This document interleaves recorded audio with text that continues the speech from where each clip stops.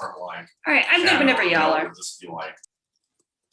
we're not No rush, though. really, You technically like, have a minute. saying we have police. Give me 1 second.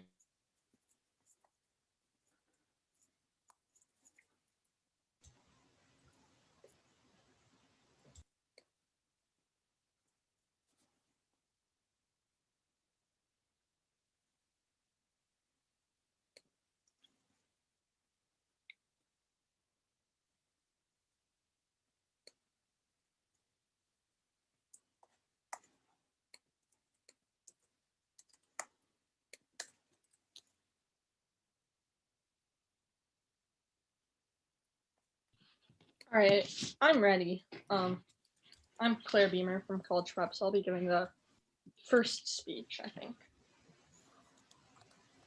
Is everyone else ready? Skylar, you should mute yourself on the Zoom. Oh, my bad. All right, perfect. College Prep affirms contention 1 is SDRs. Allow 21 explains created by the IMF, the SDR or special drawing right is a reserve asset that can be traded between countries in exchange for liquidity.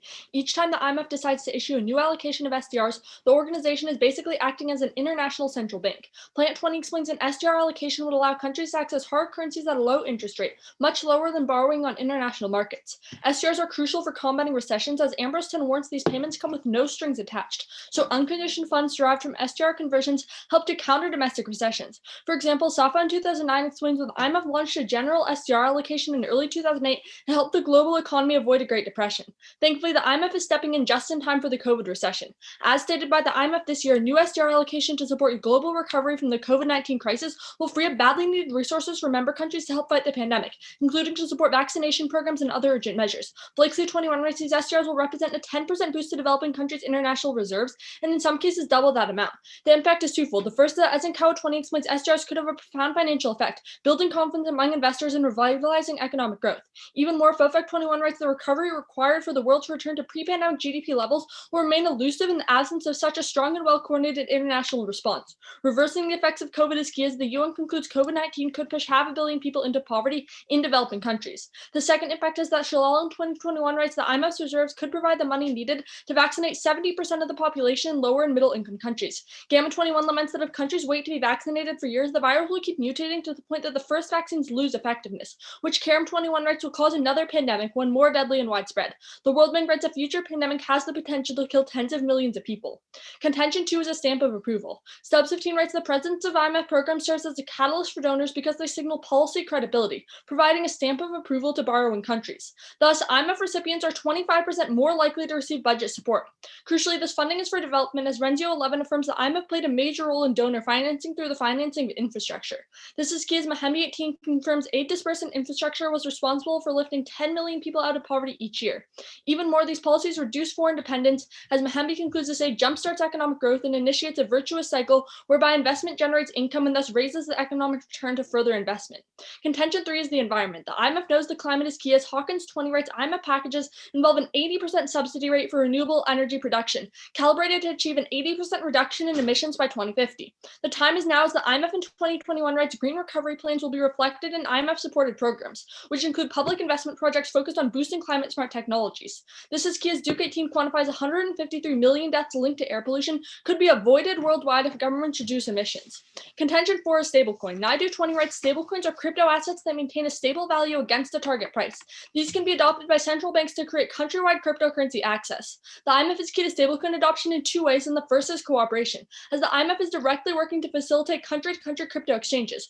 CoinDesk writes the IMF will have the capabilities to facilitate government-backed cryptocurrency transactions by 2025, and indeed, Adrian 19 writes the fund is well positioned to help foster cooperation across countries, sharing information about rapidly evolving developments across economies. The second way the IMF is key is through regulation, as CoinDesk writes by the end of 2022, the IMF will have completed regulatory stablecoin frameworks. Such a framework leads to global stablecoin adoption, as Goldsmith explains an international standard for best practices allows government-backed cryptocurrency to flourish while while limiting the potential dangers. The IMF is the only actor capable of establishing such regulations, as Breuer 16 affirms that with resources of $300 billion, the IMF is the most powerful of all international institutions, which is why Goldsmith concludes the organization best equipped to handle oversight of cryptocurrencies is the IMF. Crucially, these stablecoins create financial booms. As Anselm 19 writes, stablecoin provides access to banking with less volatility, and South 18 continues, this tech removes the need for banks because all that's needed is the internet. Thus, Anselm concludes the adoption of stablecoins can open access to the 1.7 billion unbanked and poor, which PYM 18 concludes that blockchain technology can lift billions out of poverty. All right, do you mind sending a case doc? Yeah, of course. I'll Thanks. just.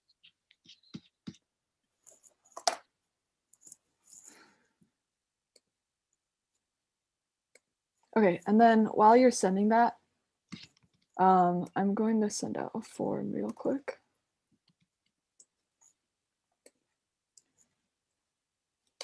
Okay, so our case that we'll read contains non-graphic descriptions of sex work, and there's more details on the form, but if everyone could just fill this out, this is just an opt-out form. It's completely anonymous, and regardless of whether or not you decide to opt out, you should select yes or no, and then we'll start case once we get all the results.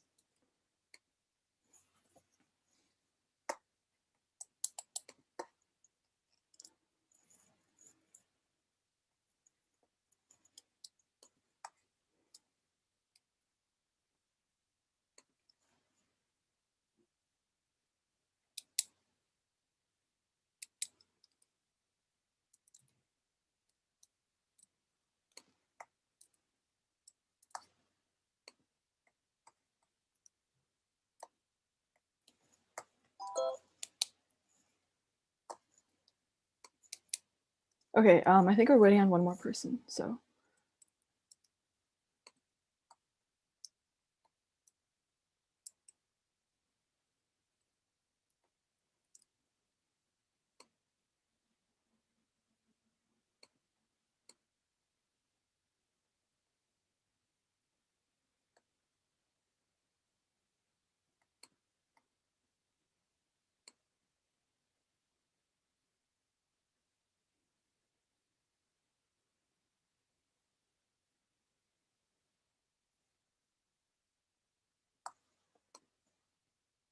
Okay, we've gotten all the results.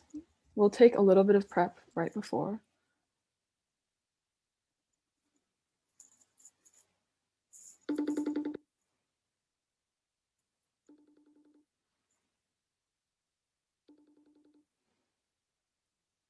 Starting now.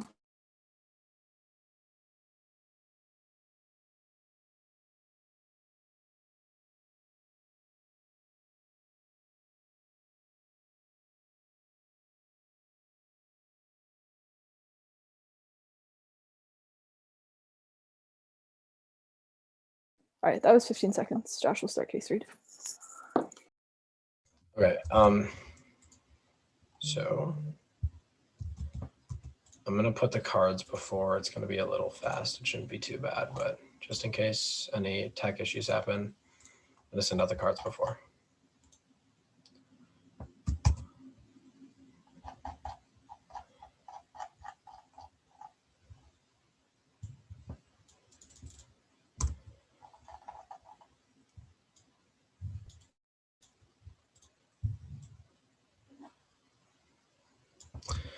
Okay. I just sent it. Okay. Anyone not ready? Just give me a second to make sure I received that. Okay.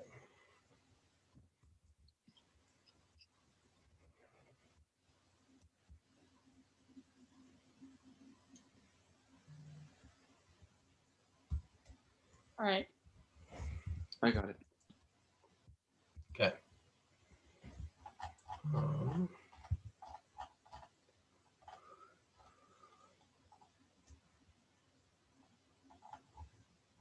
Okay. Anybody not ready then? Skylar and I negate our sole contention is Orientalism. First, an observation. The IMF as an actor has had and continues to have perverse Orientalist objectives, specifically its globalization agenda as a tool of Western plunder. Leo 5. Under globalization, the privileged few are benefited and disguised the real intention by reproducing ideological discourse such as Orientalism in order to restructure the world economically to keep its hegemony over the world in the 21st century. Emerging Asian capital will see by Washington as strategic, easy access to market and a target to conquer. Simultaneously, to achieve these ends, the IMF is Orientalist and perpetuating Western economic models and otherizing Asian development. Leo 5. In the flawed and hasty application of the Western model development, IMF played a role as a savior of the world, dominant discourse by the West that the economic development of East Asia was miraculous. But after the crisis, the IMF produced the cronyism, corruption, and lack of transparency. When the crisis hit, the IMF prescribed inappropriate solutions, neoliberalism. There's no room for others who are different from us. Orientalist attitudes that deeply embedded in the West and of the subtext of the East Asian financial crisis. Eastern collectivist worldviews are invalidated as mere pathways on the road to Western individualism.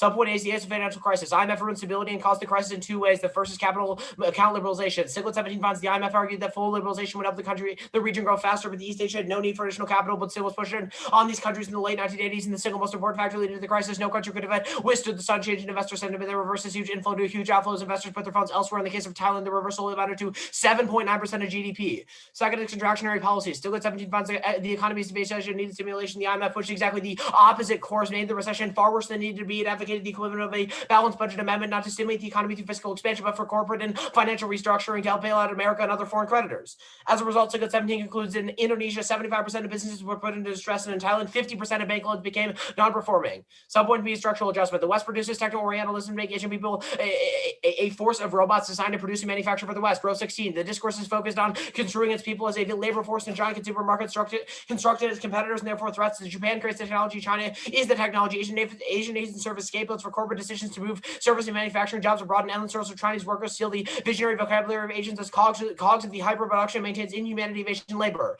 This is Orientalist dominance is achieved through IMF imposed model of development on 20. Economically seeking areas of influence to impose policies and monopoly along with brutal extraction of resources under the principle of free market policies and the pretext of aid to the global South countries. The IMF rules such as privatization, state services, and currency devaluation and cheap labor led to the massive entry of foreign corporations without safety net for labor conditions and rights, and takes advantage of women's lack of resources for justice. Subpoint C is squashing alternatives. Without the IMF, East Asia would have been more successful. Siglet 17 explains the countries of East Asia had fewer downturns over the previous 2 decades than any other advanced industrial economy. If East Asia was vulnerable, it was a result of the IMF. Additionally, they wanted to build a resilient crisis response system. Siglet 17.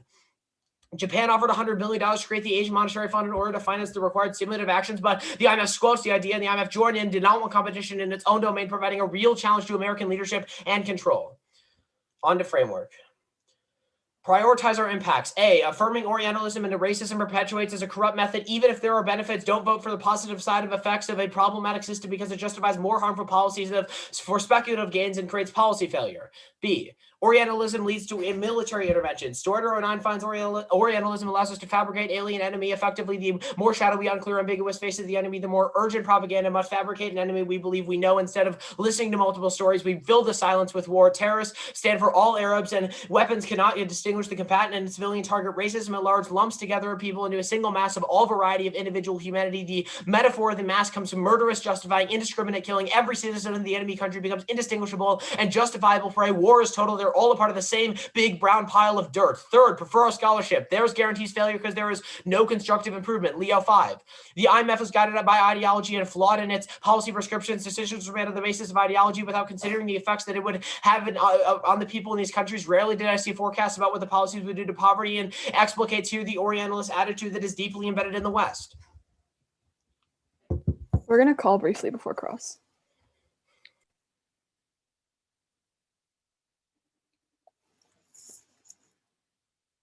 Starting. All right, that was 3 seconds used. Ready for cross? I'm ready. You can have the first. All right. Sure. So let's talk about your first link on the Asian financial crisis. Yeah. Is the link just that like IMF pushing liberalization is bad? It's that it caused the crisis. All right. Sure. But would liberalization have happened without the IMF? Not the specific liberalization the IMF did, which was capital account liberalization, meaning that it basically slashed all regulations for how investors could move their money in and out of the Asian markets. Can I have a question? Sure. Okay, let's talk about your pays. At the bottom of your C4, you say that this is stablecoin. Just clarifying, you say it at the bottom, blockchain can lift 1.7 billion out of poverty. So just to confirm, stablecoin is a form of blockchain? Yeah. Yes? Yeah. Okay, you can have a question. The blockchain encompasses a lot of things, and one of those. I understand. I'm just, yeah, you can have a question. So, let's talk about an author you read. Sure. So, you cite a lot of cards by the author Joseph Stiglitz. What I book cite- are you citing these cards from? Globalization and its discontents revisited in the All right. And when was this book originally written? Like the original version? original was 02, the updated, which we're quoting from, is 17. All right. And as of 2020, what does Joseph Stiglitz think of the IMF? He thinks he was right about what they did in 2000 and whatever, or in 1994 or whatever. All right, but what does he think about the IMF going forward? I don't know. He thinks it's reformed a lot and is no longer having any of the harms that he used to write about, right? Like he thinks that the harms he used to write about aren't that That's true. not at all true. He does not, Joseph Stiglitz does not go out and say, I was wrong in my book, Globalization and its Discontents. He continues to reinforce that he was correct, that the IMF did really bad things in that time period, in that crisis. All right, he might still think that the IMF was not good in one crisis, right? But if we win that he thinks, or if we win that the IMF is going to be good No. in the future, No, because first of all, you would need to link in a framework with a specific example in Asia. Second of all, the problem is that even if you like win speculative reform, you would also have to respond to the fact that inherently the IMF is Orientalist and its purpose is Orientalist, which is also a link in a framework. So you'd have to, I mean, like, yes, you can make arguments, but I'm saying that winning that alone is not enough to win either round. all right. I mean, we're obviously going to respond to Yes, I would throughout anticipate the that. rest of the Yes. draft. Yeah. Can I have a question? When are SDRs going to be implemented? They're talking about a $650 billion allocation. It's currently going through the official like approval process, and they're going to be allocated by the end of the summer. Okay, so by the end of the summer, is that enough time to respond to COVID? Or like, is that like? That's time. Okay, yeah, you're right.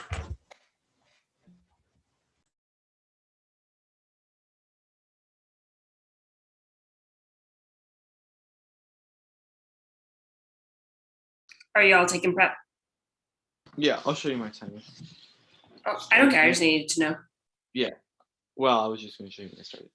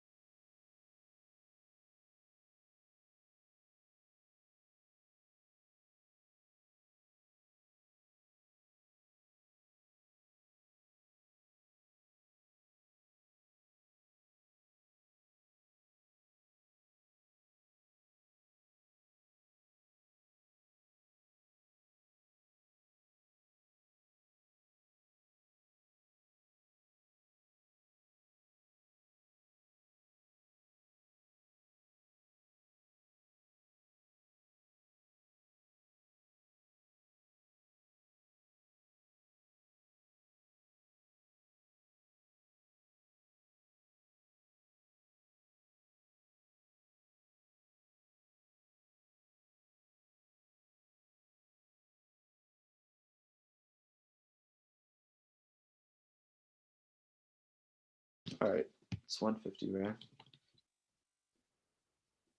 going to be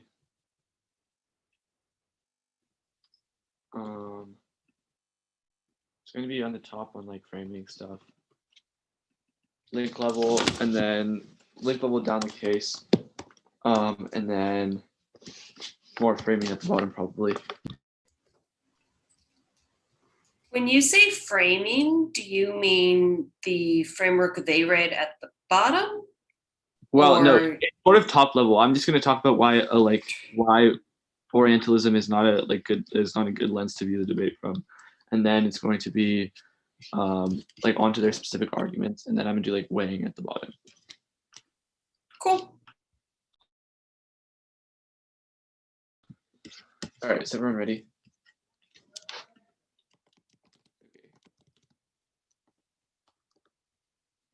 They say view the lens from like whatever is beneficial in stopping Orientalism. We would say liberalism isn't perfect or historically innocent. It's the most practical way of organizing power for radical societal change. Any alternative throws off 50 years of positive change and seeds politics. Debate is also a product of liberalism, so any values that they see in deliberating proves liberalism counter its own excesses. Isaac 18 writes that liberals express alarm about Trump democracy as a complex, fragile form of politics. Accommodation was rather inevitable nor innocent. Yet liberal democracy represents the most practical way of organizing power, and every effort to install an alternative has resulted in disaster. We need a movement strengthened by cumulative victories. Mass politics is unlikely given the current form of social life. Does not follow political organization ought to be disparaged. A radical change will not mitigate different political changes. Means Orientalism never solves. Making the choice of no capitulation, but political responsibility to go for what benefits the most people overall. Choice not preclude any other choices. It makes sense to say I support this policy now when the alternative is much worse. At the same time, it will occur a future in which better choices are available. The choices they talk about simply aren't available. There's no way of ever solving it for what they talk about. But then sweeping theories of radical ingenuities on ontological differences ignore the nuances of actual struggles that strategically repurpose settler categories. This comes from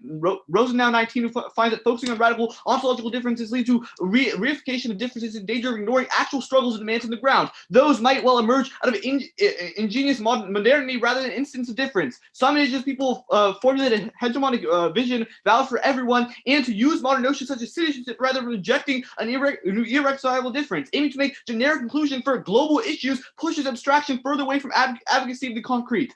This has real-life consequences for actually existing decolonial struggles. The desire for making a generic argument about related ontologies harbors the danger of making huge variety of demands and struggles in tension with each other commensurable.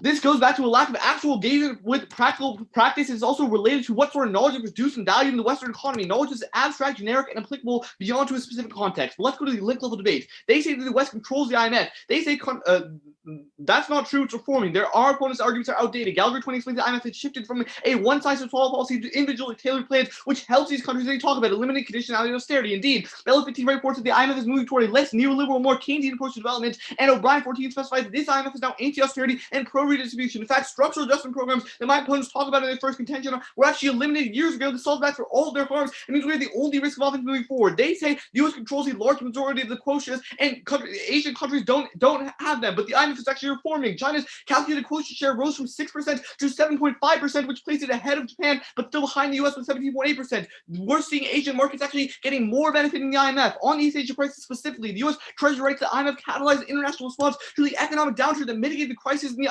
IPS concludes that without the IMF, the crisis would have been more severe. But let's go to their first subpoint. First, uniqueness. There was no liberalization before the IMF. Ecology 98 finds that, for example, in Africa, regime says super restricted trade regimes, the only risk of offense is AF. And then secondly, Joyce 05 finds the IMF never pressured nations to liberalize faster than they're willing to go. Further, the IMF just provided support to liberalized nations. There's two implications. The first is terminal defense. The IMF doesn't pursue rapid liberalization, but secondly, it turns the argument because the IMF's advice in ensures countries don't liberalize too fast. Let's go to the second subpoint. Dealing it because TR 21 the IMF has shifted to prioritizing massive social investment instead of SAPs. SAPs no longer exist. Blossman 21 explains the IMF leaders are moving away from the previously neoliberal economic perspective, signaling an academic shift to promoting expansionary policy.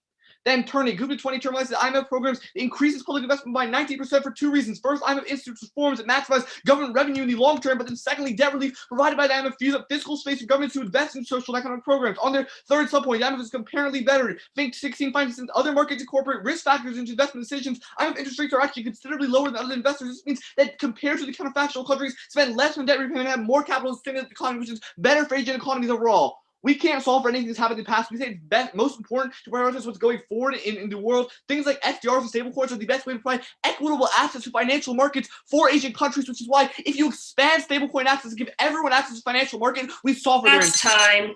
It's 4:07. There's a 15-second grace period. No. A 10-second grace period, but I was like finishing a sentence. There's not a grace period. Can I get a speech doc?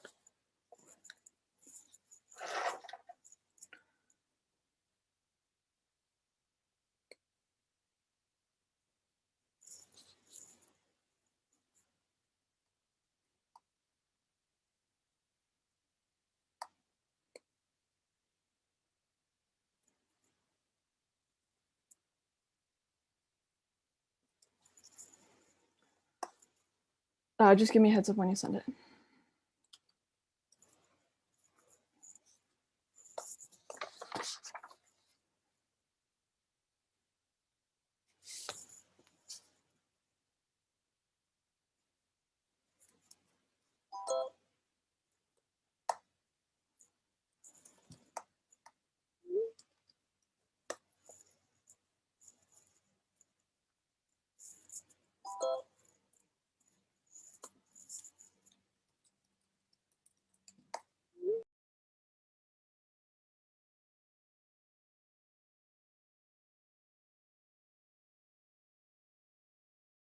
Okay, I sent the framing and then Claire's sending all the link.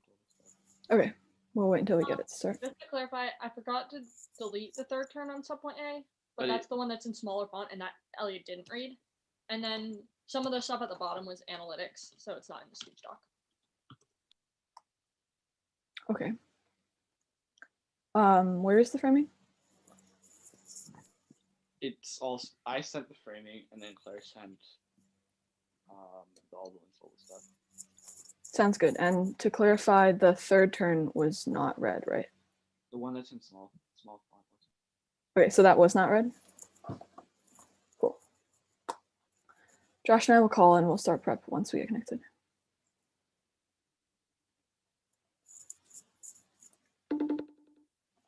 Starting.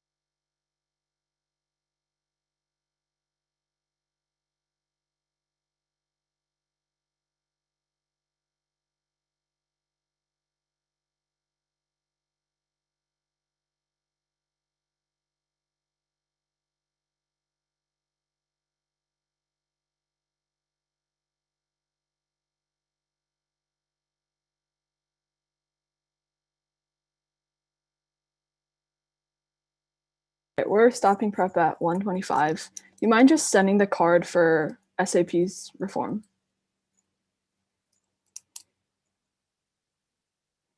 The TR evidence, yeah, Claire's sending. Is there Cool, any nice. evidence you need? Let me make sure. Joyce 05.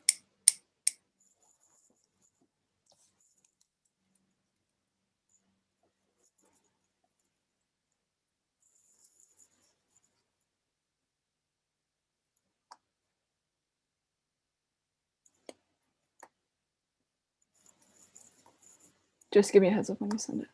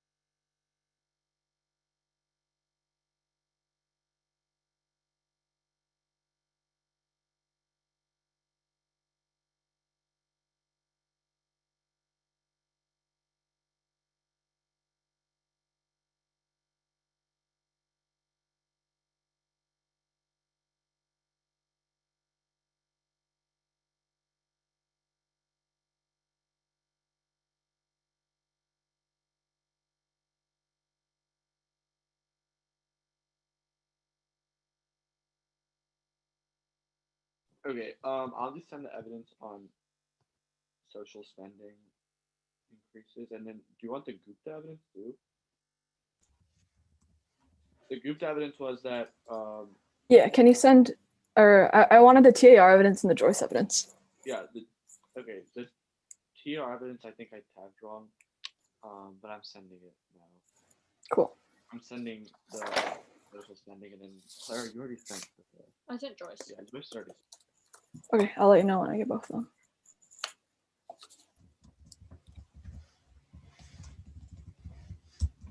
The Clements evidence I think is the one you're looking for. Sounds good.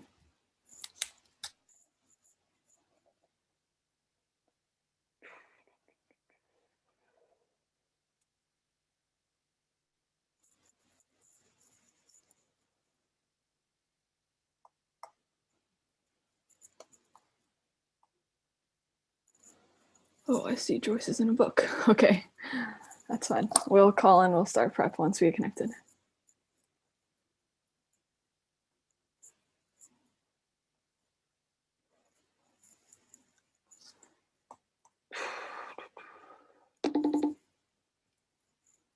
Starting.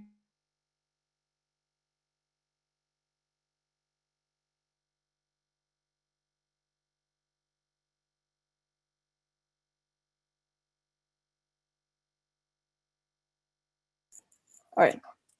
If everyone's ready, I'll start. The order is going to be doing framing at the top, and then I'll address their new responses on the framework, and then I will move on to frontlining our case, and then I'll go into their case. Sound good to everyone? Okay. On the framework, Orientalism outweighs and turns their case. Firstly, it turns their case because their impacts don't matter. The AFC happened because of the lack of financial sustainability. This proves that the IMF has racist intentions. Orientalism is just an offshoot of colonialism, which proves that the IMF has colonialist tendencies and proves that their policies are inherently going to fail in the future. Even if you think they're ahead on material benefits, it's irrelevant because we're winning that they're promoting a racist institutions. They've conceded the Lee evidence from framing that says that the IMF is inherently Orientalist at heart, and that's why as an educator, you should have a moral side constraint against that. But secondly, they've dropped our framing that says Orientalism is the most important because of the military impact. We told you that it justifies invasion in areas like the Middle East and in Asia, like US bases in Okinawa led to them hurting the environment and hurting the people, which means that Orientalism is always going to come first in terms of the impact level as well. Let's go into their framing. First off, they say group the responses about how like debate is expressing it and how like we have to have a practical discussion for it. First off, we're critiquing Orientalism. They've conceded that the IMF is an institutionist Orientalist. Second, radical change is actually effective. You have to evaluate the implications and the root causes of that radical change and of the structural oppression that's happening in the status quo. They're just addressing the symptoms and not the actual disease, which is Orientalism within the West. Then they say that we're ignoring actual structures because we're not concrete. Firstly, this turns their case. We told you that the IMF imposes neoliberal ideologies, and that's a lead from case on a blanket statement upon all these nations, which actually proves that the IMF is the institution that's being abstract. But secondly, we gave you specific links.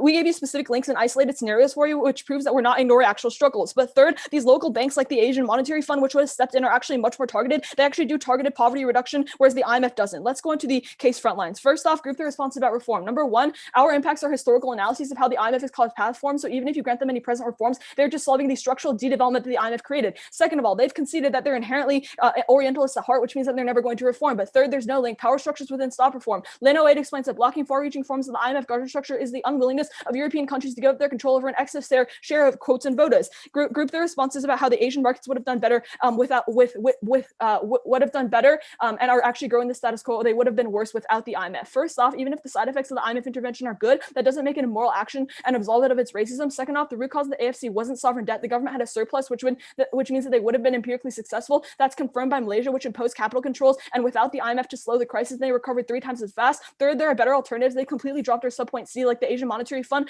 would have offered better alternatives. Let's go on to liberalization. First off, you can group the responses about how liberalization is inevitable. The point is that liberalization is bad. We told you that decreases worker regulation, specifically the way the IMF does it, because they impose structural adjustment programs. Secondly, we'd say that Asian markets were already liberalizing slowly. Prefer this because the West paints the East as like mysterious and shadowed, which essentially takes out any benefits from liberalization. On structural adjustment, briefly, they say that they increase investment. This doesn't matter. This is just the IMF theorizing, and it neglects the warrants. Prefer ours because it's actually historical analysis. On the fact that there are actually more risk factors for banks, first off, bailouts would be better. Their evidence doesn't actually account for the fact that the AMF would have existed and provide better conditions on their case.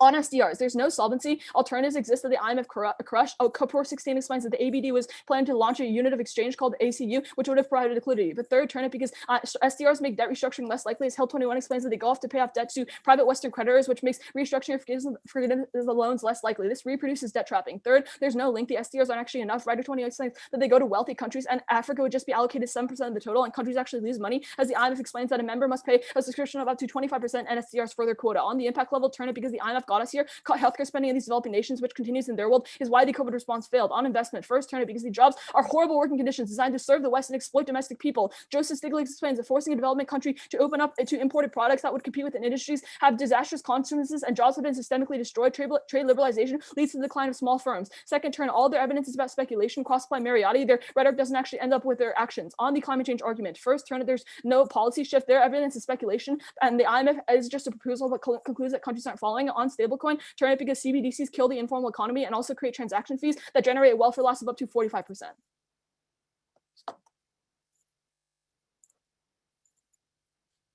Ready for cross? Sure. All right. Wait, actually, let's run a little bit of stuff. Yeah, first, can we get a speech though? Sure.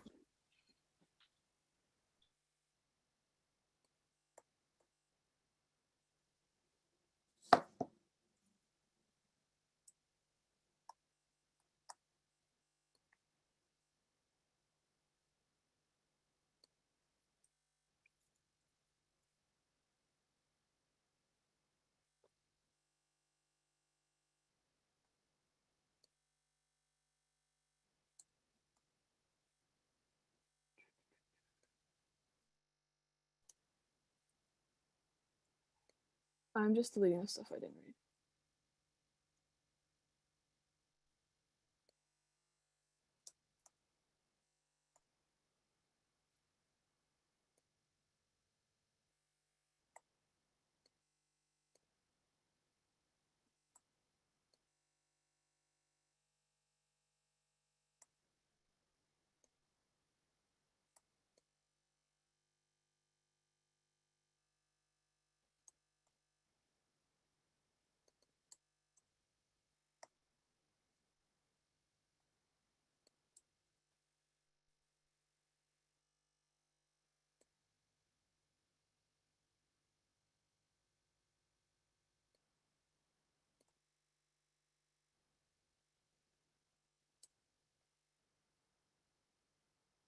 Okay, it should all be sent.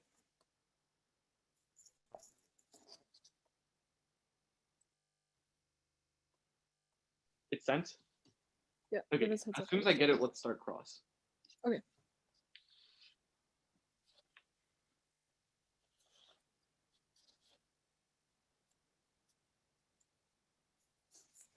I haven't got it yet. I'll let you know. Maybe just wait a second. If you don't get it in a bit, I can try resending. I just got it. So, are you ready for cross? Yeah, you can go ahead and I go take the ahead. first question. Skylar, have we had radical change in the last 50 years? What do you Radical think? social change. Not in the IMF, no. Well, no. I'm not talking about the IMF generally. I'm talking about a neoliberal system that the global economy participates in. Have we had radical change in which we've seen minorities and populations who've historically been oppressed rise That's up irrelevant. and get more power? Well, That's not it's relevant. relevant to the framing debate. It's just a question. Have we seen radical societal change? Can you explain to me how it's relevant to the framing debate? Because you tell me that you vote down a historically Orientalist system and a historically racist system, but our Yeah, Isaac the evidence institution says of that, the IMF. sure, but what our Isaac evidence says is that even if liberalism and these organizations aren't perfect, it's the most practical way of organizing power for radical What societal social by change has the rejecting- IMF created? No, I'm not talking about the IMF. I'm talking about liberalism and neocolonial, or like liberalism as a whole in terms of like a tool for radical change, right? Yeah, but you have to prove that this applies to the institution we're debating, which is the IMF. Well, we'll get to that on the link level. I'm asking you questions. I'd like to ask you a question. Give me one example of a radical social movement the IMF has supported. I mean, the IMF is right now giving access to global financial markets through the regulation of stablecoins. That is not a radical social change. Come on. Wait, giving people in poverty access to financial markets Giving people apply access. social change? like imposing people neoliberal have been ideologies that locked allow out them of to financial spread market. free market policies through stablecoin is certainly not a radical change. Like, Well, 1.7 billion people in the past have been locked out of financial markets. That's what evidence indicates. By giving them access to okay, global and financial markets, what underlying structural oppression do they face as a result? they're locked out of financial markets. They can't access currency. They can't. They're in poverty, That's right? not a form of structural oppression. Like poverty is. Poverty because- isn't a form of structural oppression. No, poverty is a form of structural oppression, but you haven't proven that the IMF is the unique institution that can lift them out of poverty. I mean, we don't We've need to. proven to you that there are alternative yeah, we methods do. of development. For example, the Asian Monetary Fund, which was quashed by the IMF, that could have done the same thing, if not better. Would you like a question? We'll talk more about it on the link level. Yeah, let's talk about reforms. You tell me the IMF is not reforming, Yes. right? So then why is the quota for Asian countries and China specifically rising in terms of the IMF, in terms of the Because share it has to of rise global along with their GDP. Like the IMF would violate their own rules if they didn't allow China's quota share to rise. But the US's GDP is rising as well, is it not? Yeah, and the US's quota share is also rising. Like it just No, moves. China's quota shares are rising in accordance with the US because they realized that the power structures were not. No, the quota shares change based off of GDP, and also it's never going to surpass the US. Okay, And what also, our the evidence quota says- shares don't matter because our evidence is very specific in saying that right now, Western nations still own the majority of the voting, so they can block any radical reform within the IMF. Sure, we'll talk more about that in other speeches. That's the end of Cross. So, How much prep do you have? one prep, Judge. We had 150 before rebuttal, so it's starting now.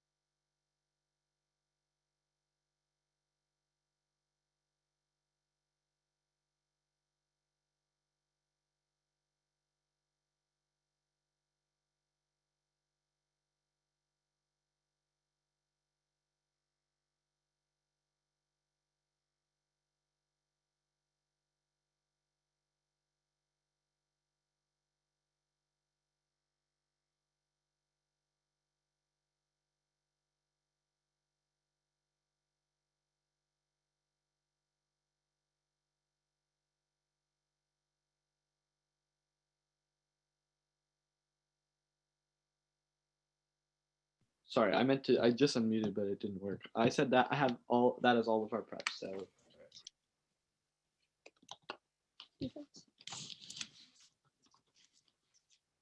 All right. The order is going to be on the framework in the round, on our case, and then on their case. Is anyone not ready? All right, perfect. Skylar says as an educator, you have to vote against a racist institution, but she drops the warrant for why they're reforming. We say even if the IMF was colonialist in the past, they've reformed and the harms they talk about no longer exist. For further warranting, Elliot gives at the bottom of his speech where he says you should prioritize future-looking impacts because there's no way we can solve for the harms of the past, but we can always ensure that we're reversing these structures in the future. The only way you're going to do that is by whichever side makes the most positive progress in the future. Then Skylar says the roots of the IMF will always be Orientalist, but there's no warranting for why that matters as long as we win that their policy is no longer Orientalist going forward. They have no offense under their framework. She also says you automatically accept liberalism, but as Elliot said, liberalism isn't perfect or historically innocent, but it's the most practical way of organizing power for radical societal change. Any alternative throws 50 years of positive change and seeds politics. Skylar herself says that radical change is key, and that's the Isaac evidence, which is entirely dropped. With that, let's go on to our case. On SDRs, there's this turn of health spending, but Clift 11 finds the IMF had actually encouraged countries to increase health spending by 4% on average. They have no offense here. The responses on infrastructure and environment aren't contextualized at all. The argument we're going for on our side of the flow is stablecoin. The only response to this is this one turn about the informal economy. I have no idea what this even means because they didn't extend a warrant as to why it kills the informal economy. We'd say that's not even true. But then they also say something that people are being forced to pay transaction fees. We'd say the transaction fees for the stablecoin is a lot lower than transaction fees for banks or transaction fees for other cryptocurrencies. That's why more people uniquely get access. At that point, there are no responses on the link level of the contention, so you can extend it. Goldsmith finds that IMF is the only organization that can regulate stablecoin because of its scope and influence, which is key to global adoption of stablecoin. They concede this. Then CoinDesk confirms that IMF will have completed regulatory stablecoin frameworks by 2022.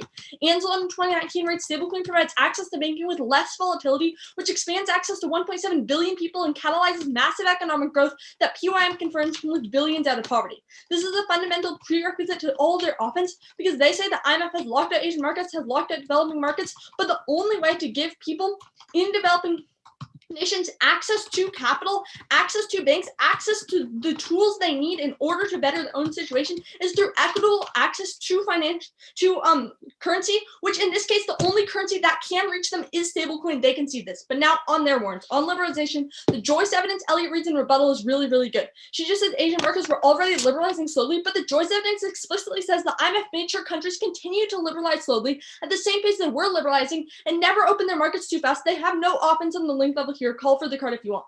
Unlocking at other markets, these alternatives will never work. Bergson in 98 warns, absent the IMF, the market itself would be left to resolve crises. Crucially, the volatility of capital markets would worsen currency volatility, resulting in sharper recessions. This alone wins us the round because it co-ops all their solvency. In a world with the default countries would be devoid of investment. It also co-ops and magnifies their offense as Bergson furthers, absent the IMF, deeper crises would require harsher trade and capital controls. Independently, we turn their austerity arguments. It's really clear that they don't have any offense. The IMF is reforming. You always vote on stablecoin. Okay, we're gonna call and start prep.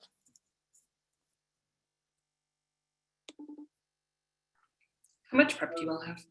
I think we have around minute 25 left. So that sounds right. All right, starting prep.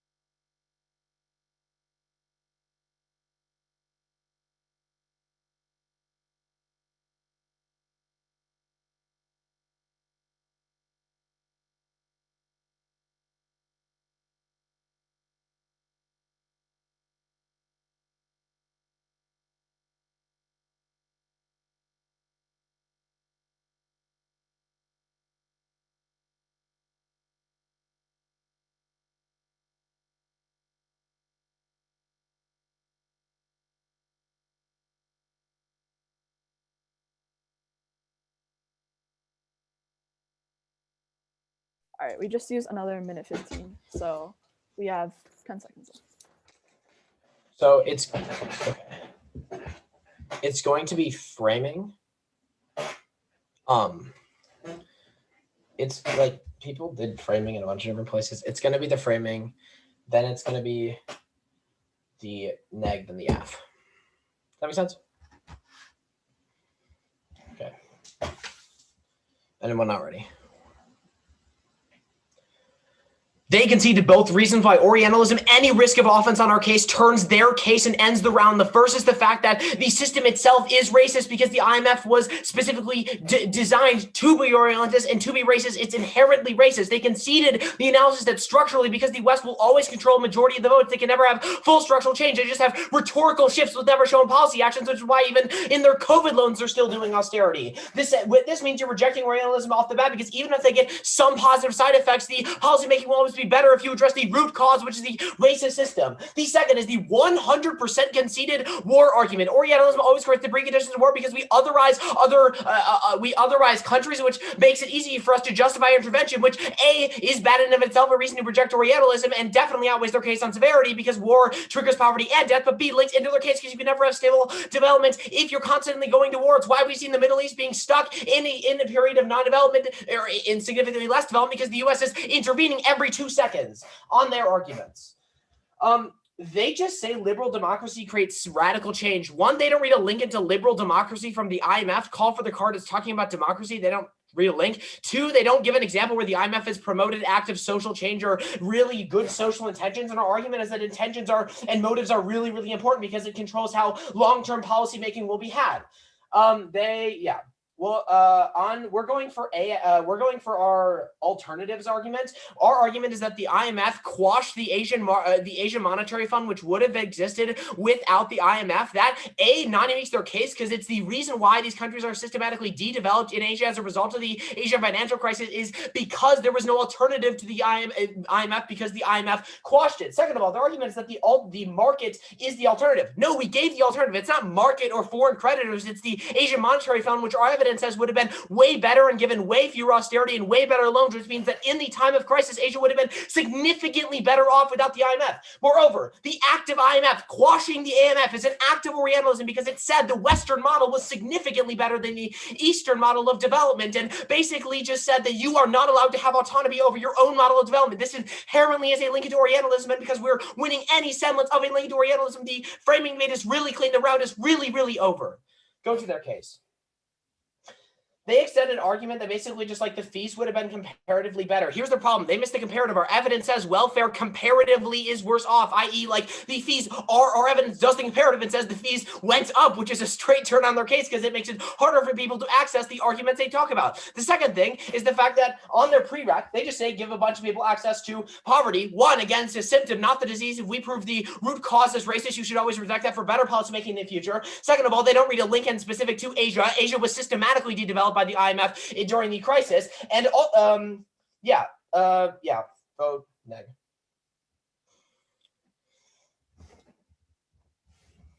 All right, ready for grand? Yeah, sure. You can take the first question if you'd like. Josh, go ahead. We can't hear you. Or is that just me? Wait, I can't hear me? you. Hello? Yeah, now I can. No. Okay, you're good. I don't have one, Skylar. Do you want one? Oh, sure. I'll take one then. All right, so let's talk about your liberal democracy's argument on the framing. So how is rejection of Orientalism mutually exclusive with promoting liberal democracy? What we tell you, right, is that like these IMF policies go hand in hand with this liberalism, and so by rejecting Orientalism, you're also rejecting this. Wait, my question is, how are they mutually exclusive? How is rejecting Orientalism mutually exclusive with liberal democracies? We're not saying rejecting Orientalism is bad. We're saying rejecting these systems, which you say originally perpetuated Orientalism, one, are no longer perpetuating Orientalism anymore, but two, is bad in the fact that the IMF and organizations that promote liberalism is actually the best tool for radical societal change. Okay, really quick. So you're saying liberalism is key for societal change and the IMF promotes liberalism, right? Yeah. I just want to Okay, clarify. So Okay, cool. So on that really quickly though, your evidence is liberal democracy. How does the IMF promote liberal democracy? No, it's not liberalism generally. Liberalism is the liberal democratic system. IMF promotes like capital account liberalization. That's not the same as promoting democracies. Liberal democracy is different from capital account liberalization. You don't want to link into liberal democracies. The Western system that's in place, right? What? You don't get a link into liberal democracies if you don't read a link that the IMF helps liberal democracies. It's about liberalism as an economic. No, your evidence is about liberal democracies. I mean, sure, you can make that argument. I did make that argument. It's just your evidence. That's just what it says. I mean, I would say that liberalism and liberal democracy are this part of the same system. But they aren't. Those are like the structure of governance is entirely different from if I don't have regulations on my capital markets. Let's say we take you at your best and say that your evidence somehow does say liberal democracies. What country, name me one example, has the IMF implemented a liberal democracy in? Well, I mean, this wasn't really I just like one example. I would say the IMF in general does promote democratic organization. Can you just give me one example of a country, like just one country? I don't have an example off the top of my head. I'm sure I could find one if I looked after the round. Okay, that's fine. Y'all can have a question.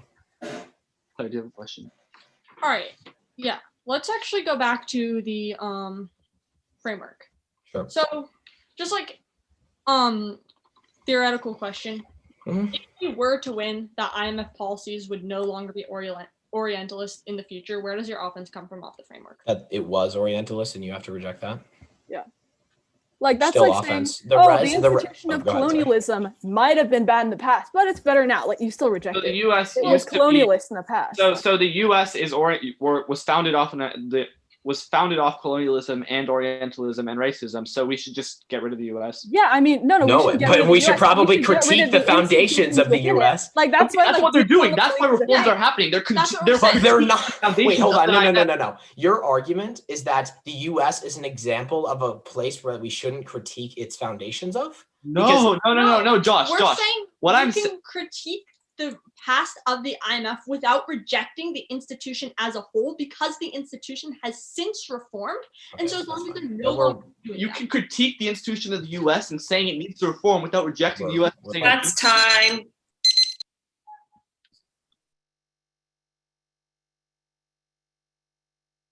All right. So it's gonna be like on the framing, our offense on crypto, and then their offense on like quashing the Asian Monetary Fund and the market not being the alternative. All right.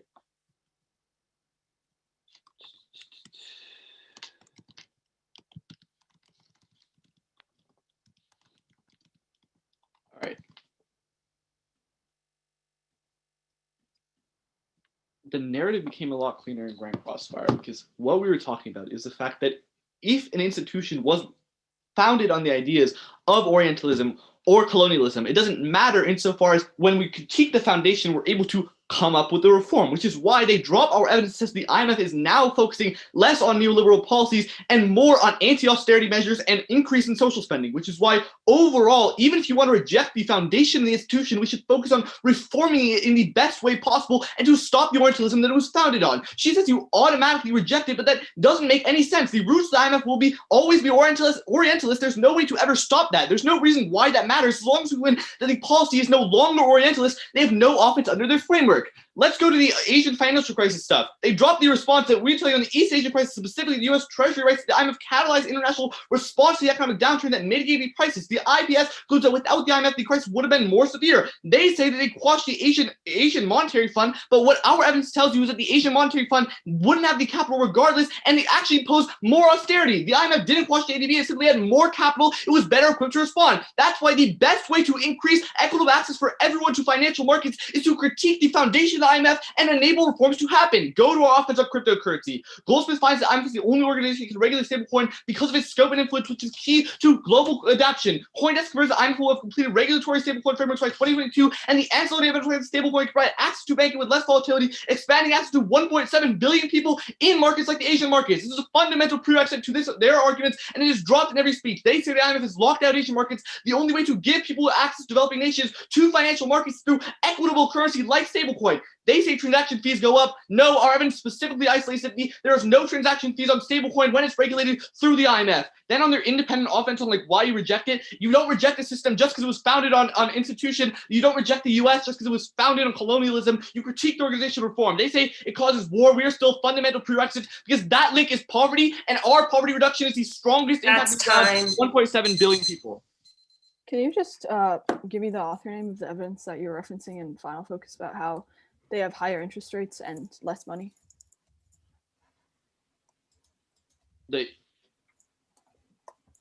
We just say that then the reason why the ADB Can I just see that? like Evidence? wasn't able to rise because the IMF had more capital. Can I just see the evidence that you're for that? Sure. Cool, thanks. Wait, also, did you send the stuff that was like our evidence says fees go down or whatever? Did y'all send that? What? Did y'all send the IMF or like the RF says like fees go down, your front line to the fees? I didn't say fees go down. I said there's no fees on. Yeah, what card was that? With regulation. Is that in the case? I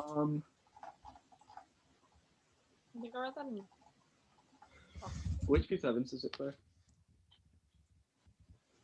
Also, the thing that the IMF it's- we don't have a It's the South card from Case, I think. South card. South, yeah, okay. base.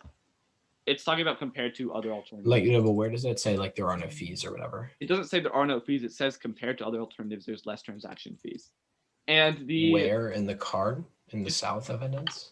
the South evidence says that it removes the need for banking and banking fees, which creates equitable access to finance. Where does it say It that? says more people have access to currency because it removes the need for banks entirely, meaning no hidden costs and no chance local governments. I mean, you can read through the evidence. Okay, that's fine. That's all right.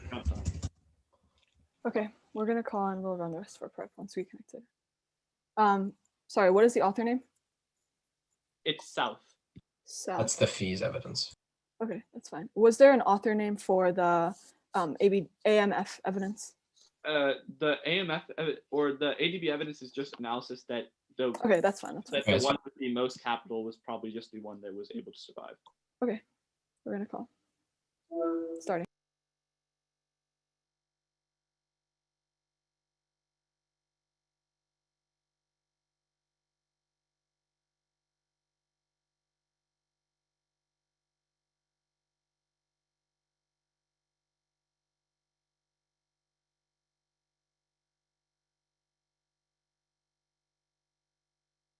Sounds good. Is everyone ready? So the order is going to be addressing the framing at the top, and then I'll move on to the argument about reforms on the framing, and then like I'll sort of address their Lincolns, and I will move on to like extending case, and then on to like any turns on stable coins they extended. Cool. On the framing, any risk of Orientalism outweighs in turns or case. First off, they've conceded that the IMF was designed as an institution of globalization from the West, designed to plunder the East because they see them through an Orientalist lens. But second off, they've completely conceded the war Lincoln. We told you that any risk of Orientalism has justified war in the past because it allows the West to otherwise the East and other areas and justify intervention by dehumanizing these individuals. Josh told you that war links into their poverty impact because war means that you cannot have stable development. Therefore, if we have any risk of Orientalism, they lose their stablecoin argument. On the Orientalism framework, they say that the IMF has reformed. First off, they've cold conceded our limb evidence from rebuttal into summary. This is that the structure and the voting system of the IMF makes it impossible to actually structurally change it and make it anti-Orientalist. But second off, their evidence is literally just about austerity and doesn't say that they've changed on their Orientalist policies a single time. Austerity is not mutually exclusive with Orientalism. The IMF cannot do austerity and still be Orientalist. But third, even at their best, where there is no colonialist incentive, this is an on-balance resolution, meaning that any past harms of racism are a reason for you to negate because as a moral actor and as an educator, you should never vote for an institution that has even some past harms of racism. At that point, they don't have a link into solving Orientalism. Their arguments on framework are defense at best, and the IMF never becomes anti-Orientalist. They try to read a Lincoln from poverty, but we told you that in order to actually solve for the root cause of poverty, you have to address Orientalism first, because otherwise you're just solving for the symptoms and not the disease. Our argument is that during the AFC specifically and in Asia, the IMF has squashed the Asian Monetary Fund, which actually had more capital and would have imposed lower interest rates and less austerity. They give you one analytic about how the IMF had more capital, but we actually give you carded evidence that indicates otherwise. This is key because it means that one, it non-uniques their case since the AMF would have been able to provide sustainable development and extend monetary inclusivity to everyone in these regions. But B, it also turns their case because this is another link into Orientalism, as the IMF quashing is basically just imposing a Western model and invalidating Eastern methods of development. They try to extend a turn on AMF, but I already frontlined this like 8 times by saying that the AMF would have stepped in.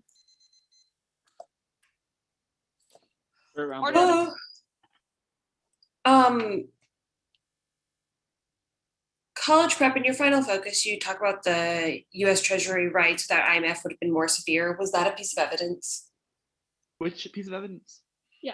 U.S. Treasury says without the IMF, it would have been more severe. Yeah, we'll send in regards to AMF, if you would please send that evidence. Of course, yeah. Do you want the evidence frontlining that too? No. Okay.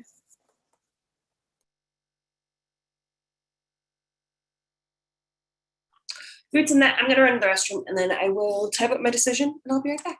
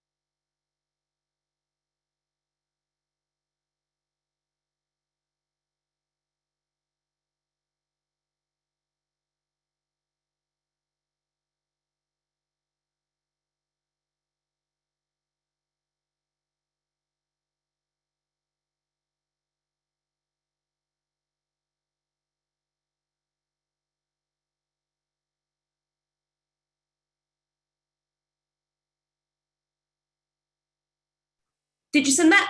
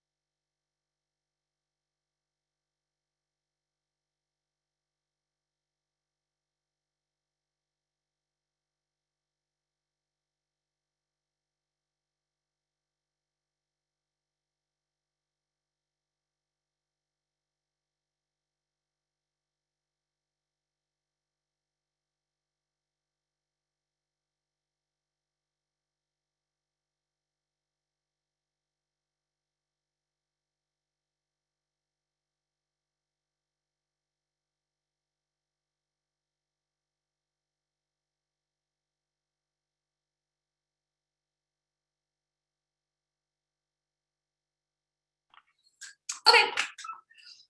I am ready. Do we have everyone?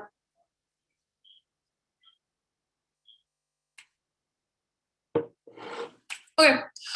Starting with voting negative, I think the first thing I need to evaluate is the framework debate. It seems that at the end of the debate, it's only a question of reform versus colonialism.